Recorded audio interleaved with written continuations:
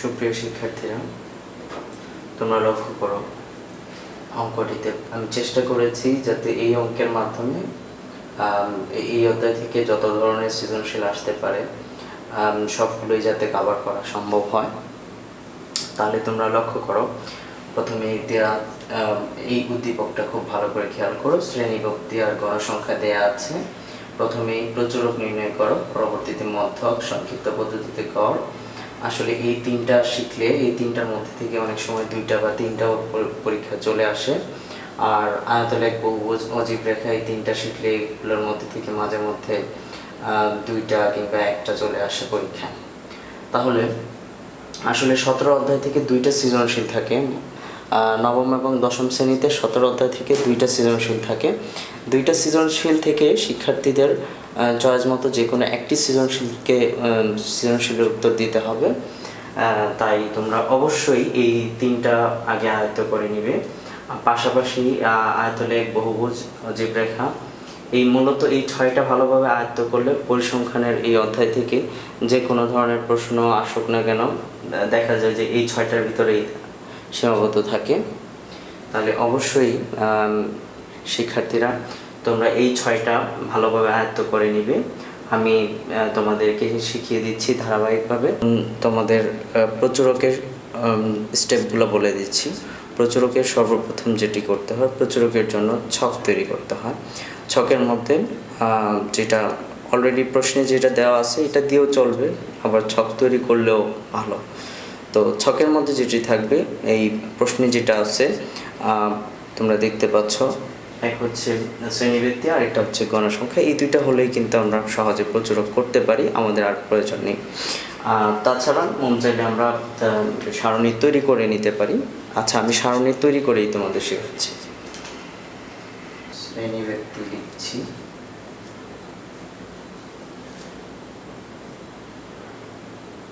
এক পাশে লিখব গণসংখ্যা,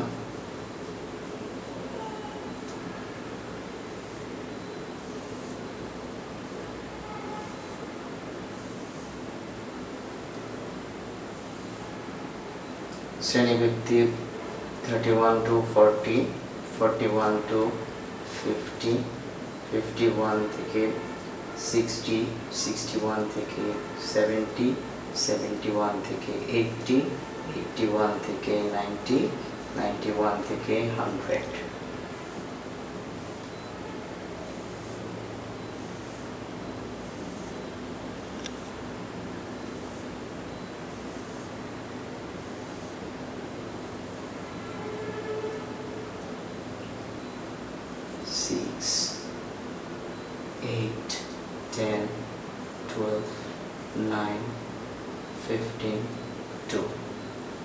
এগুলো হচ্ছে গণসংখ্যা। এবার প্রচুরকের জন্য আমাদের ছক তৈরি। এবার আমরা যেটি করব, প্রচুরক শ্রেণী নির্ণয় করব। লিখবে এখানে সর্বাধিক গণসংখ্যা বা সর্বোচ্চ গণসংখ্যা। সর্বাধিক গণসংখ্যা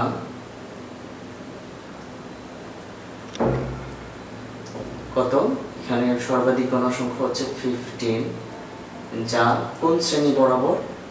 সেটি হচ্ছে প্রচুরক শ্রেণী, যা 81 থেকে 90 শ্রেণীতে অবস্থিত।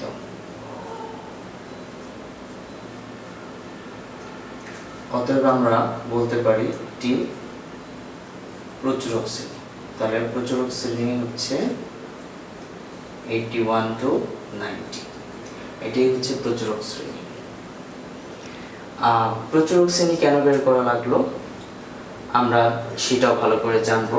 আসলে আমি তোমাদেরকে সূত্রটা বুঝিয়ে দিচ্ছি। ফার্স্টে সূত্রটার কোন জিনিসটা কি সেটা আমি বুঝিয়ে দিচ্ছি। প্রচুরক, এটা কিন্তু অঙ্কের অংশ না, জাস্ট সূত্রের কোন অংশটাকে কি বলে সেটা বোঝানোর জন্য আমি লিখছি। প্রচুরক সমান L plus F1 F1 plus F2 into H। এটা হচ্ছে মূলত প্রচুরকের সূত্র। আর এই প্রচুরকের কোনটা কি সেটা আমরা জানব। এল হচ্ছে প্রচুরক শ্রেণীর নিম্ন সীমা। F1 হচ্ছে সর্বোচ্চ গণসংখ্যা বিয়োগ তার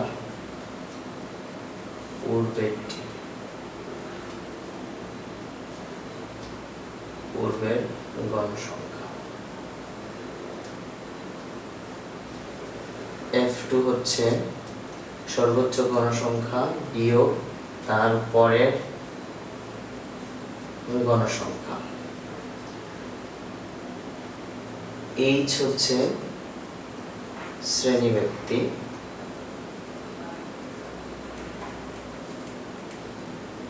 অর্থাৎ নিম্ন সীমা থেকে উচ্চ সীমা পর্যন্ত যতগুলো সেই সংখ্যাটা হচ্ছে শ্রেণীব্যক্তি।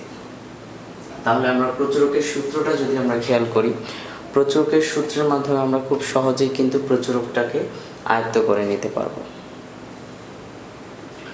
তাহলে এই সূত্রটা অঙ্কের মধ্যে লেখার প্রয়োজন নাই, এটা বোঝার জন্য আমি লিখে দিছি। তাহলে প্রথমে আমাদের এল এর জন্য আমাদের যেটা দরকার, প্রচুরক শ্রেণীর নিম্ন সীমা যেহেতু এল, তাহলে আমাদের প্রচুরক শ্রেণী আমরা বের করে ফেলেছি। তাহলে আমরা লিখতে পারি এল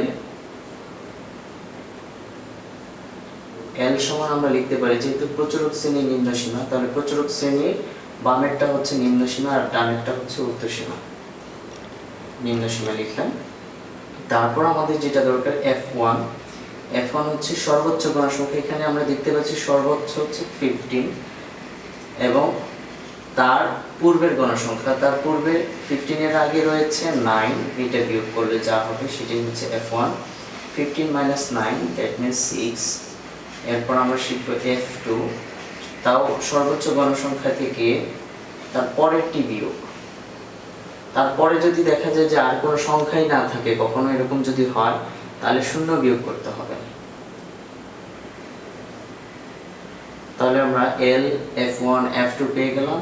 H শ্রেণীব্যক্তি 31 থেকে 40, আমরা যদি গুনি 31ও গুনতে হবে 40ও গুনতে হবে। 31 থেকে 40 পর্যন্ত গুনলে 10। তাহলে আমরা এইবার আমরা প্রচুরকের সূত্র লিখব। অতএব প্রচুরক সমান লিখছি প্রচুরকের সূত্র L plus F1 divided F1 plus F2 into H। তাহলে আমরা F1 L এর মান পেয়েছিলাম 81, F1 এর মান পেয়েছিলাম 6, F2 এর মান পেয়েছিলাম 13, H হচ্ছে 10। এবার আমাদের যেটা করতে হবে, আমরা 6 প্লাস 13 কে লিখছি 19 ইন্টু 10 81। আমি ক্যালকুলেটরে এই দুটাকে ভাগ করে গুণে 10 দিয়ে দিতে পারি যত আসে। তাহলে আমরা ক্যালকুলেটরে 6 ডিভাইডেড 19 হচ্ছে যত আসছে তার সাথে আমরা 10 গুণ করে দিব।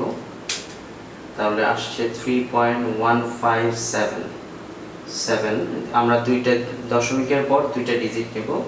3.157 অর্থাৎ 15 এর পর 7 অর্থাৎ 5 থেকে 9 পর্যন্ত থাকলে এক ডিজিট বামেরটা যোগ হয়ে যায়, অর্থাৎ আমরা 3.15 এর পরিবর্তে 16 লিখছি। তাহলে এই দুটো আমরা যোগ করি 84.16। এইটাকে আমরা প্রায় আমরা মধ্যক এবং মধ্যকের সূত্র জেনে নেই। মধ্যকের সূত্র শিখব এবং মধ্যকের সূত্রের কোন অংশকে কি বোঝায় সেটা আমরা শিখব। মধ্যক হচ্ছে L plus n divided 2 minus FC into H divided FM। এখন কোন অংশকে কি বলে সেটা আমরা একটু জেনে নেই। এল হচ্ছে মধ্যক শ্রেণীর নিম্ন সীমা। এল হচ্ছে মধ্যক শ্রেণীর নিম্ন সীমা।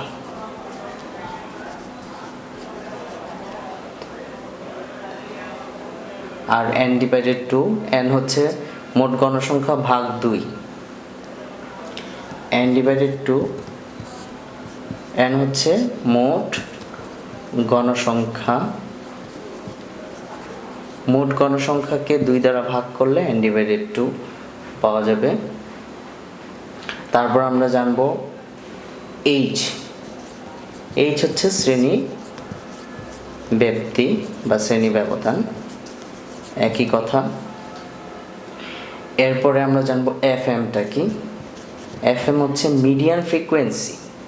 m-টা হচ্ছে মিডিয়ান, মিডিয়ানের অর্থ হচ্ছে মধ্যক, আর ফ্রিকোয়েন্সি অর্থ হচ্ছে গণসংখ্যা। তো মিডিয়ান ফ্রিকোয়েন্সি অর্থাৎ মধ্যক শ্রেণী বরাবর যে গণসংখ্যা সেটি। তাহলে মধ্যক শ্রেণীর গণসংখ্যা, মধ্যক শ্রেণীর গণসংখ্যাটি হচ্ছে fm। fc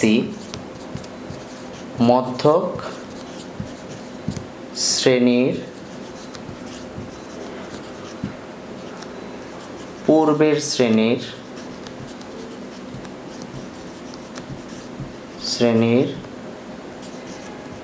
ক্রমযোজিত গণসংখ্যা হচ্ছে fc।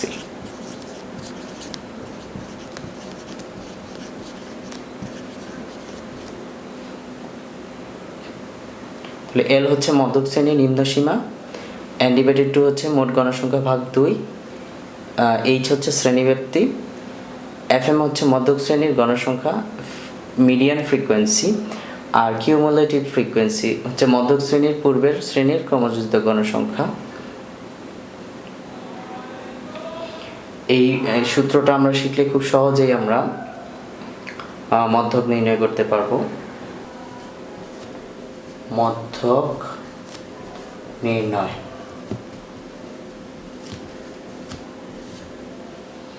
আমরা দেখে নিতে পারি মধ্যকের সূত্র। মধ্যকের সূত্রের কোন অংশকে কি বলে সেটা এখানে লিখে দেওয়া আছে। তাহলে মধ্যক শ্রেণীর নিম্ন সীমা, তারপরে দেখা যাচ্ছে মধ্যক শ্রেণীর গণসংখ্যা fm, মধ্যক শ্রেণীর পূর্বের শ্রেণীর ক্রমযুক্ত গণসংখ্যা হচ্ছে fc। তাহলে মধ্যক শ্রেণীর সাথে জড়িত অনেক কিছু। তাহলে আমাদের মধ্যক শ্রেণী বের করতে হবে। মধ্যক শ্রেণী বের করার জন্য আমাদেরকে সর্বপ্রথম যেটি করতে হবে সেটি হচ্ছে ক্রমযুক্ত গণসংখ্যা সারণী তৈরি করতে হবে। তাহলে আমরা শ্রেণীব্যাপ্তি,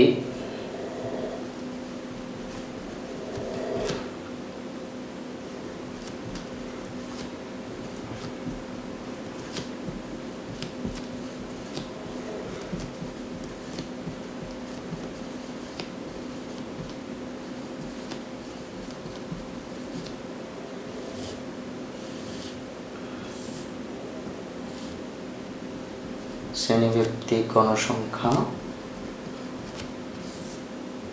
ক্রমযোজিত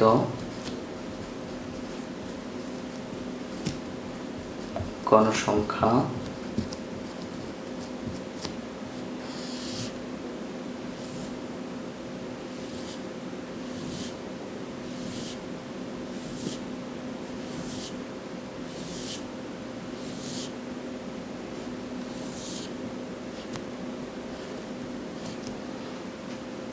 তাহলে আমরা গণসংখ্যাগুলো লিখি 6, 8, 10, 12, 9, 15, 2।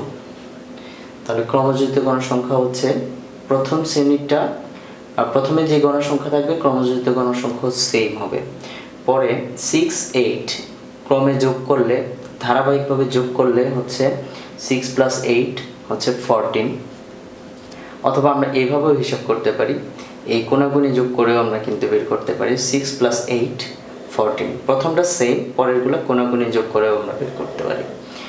10 + 14 হচ্ছে 24, 24 + 12 36, 36 + 9 হচ্ছে 45, 45 + 15 হচ্ছে 60, 60 + 2 62, n হবে এইখানে ক্রমযোজিত গণসংখ্যা এর শেষে যত nও অতই হবে।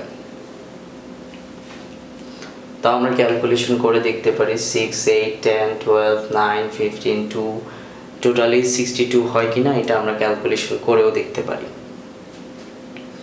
তারপর যেটা আমাদের এবার মধ্যক শ্রেণী নির্ণয়ের জন্য যা করতে হবে, আর টোটাল গণসংখ্যা অর্থাৎ এখানে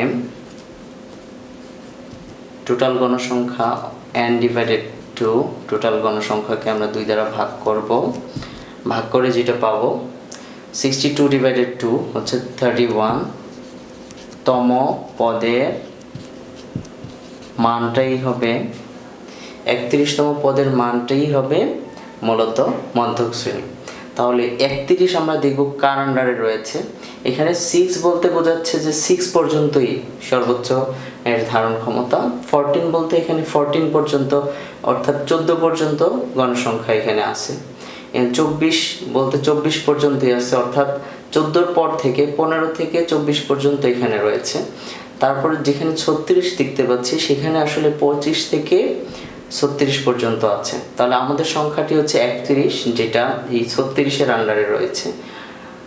অর্থাৎ আমরা এই বরাবর যে শ্রেণীর ব্যক্তিটা পাচ্ছি সেটি হচ্ছে মধ্যক শ্রেণী। তম পদের মান 31টা হচ্ছে 61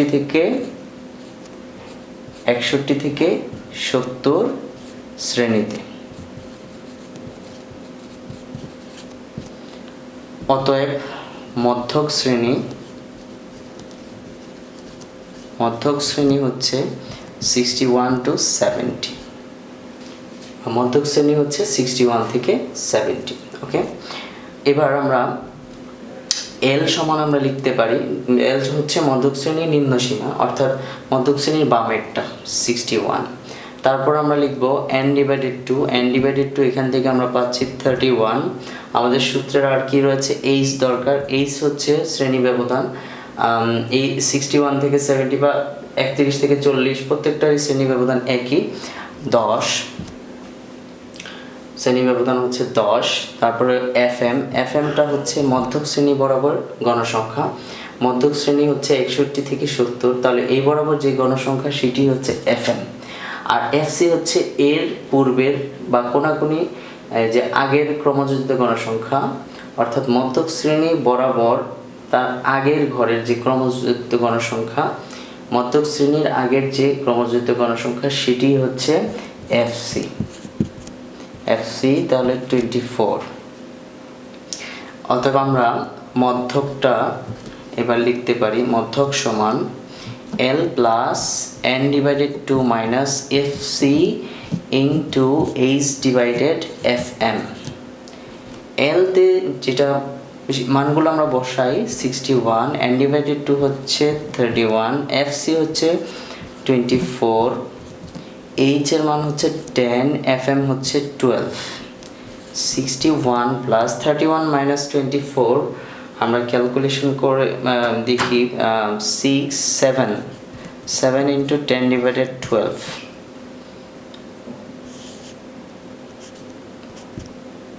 61 প্লাস এই 7 ইন্টু 10 70 ডিভাইডেড 12। ক্যালকুলেটরে আমরা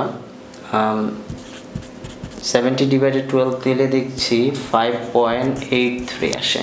3 আরও কয়েকটা আছে, আমরা 2টা ডিজিট লিখলাম, 66.83। এটি হচ্ছে আমাদের মধ্যক।